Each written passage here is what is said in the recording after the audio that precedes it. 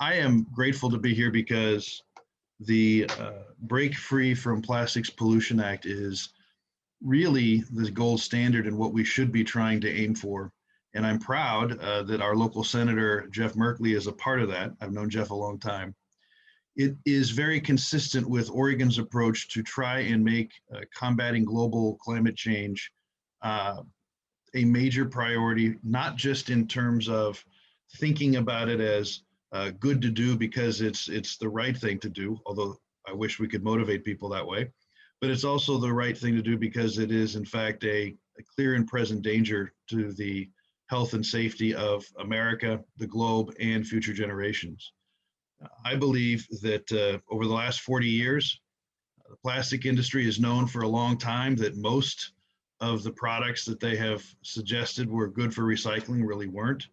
I happen to believe that we as a society have unfortunately not really thought about the hidden subsidies involved with the use of plastic in terms of the carrying capacity of the planet.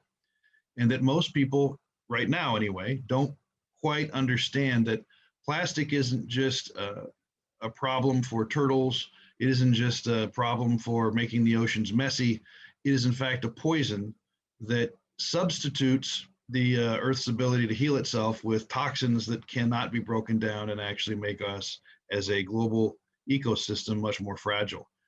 I am reminded of Rachel Carson's comparison of DDT to elixirs of death, because I think that our addiction to cheap and one-use plastic packaging has really been the undoing of a lot of good traditions of conservation, good stewardship, and of really living the values of preserving materials for future use. I hope that we can get this passed. In Oregon, we have taken some steps on banning plastic bags. Prior to COVID, we had also taken another couple of efforts in terms of trying to incentivize the use of alternative products. But this is going to require a moonshot level commitment and investment. And I think it's time that the United States really back up our words with action.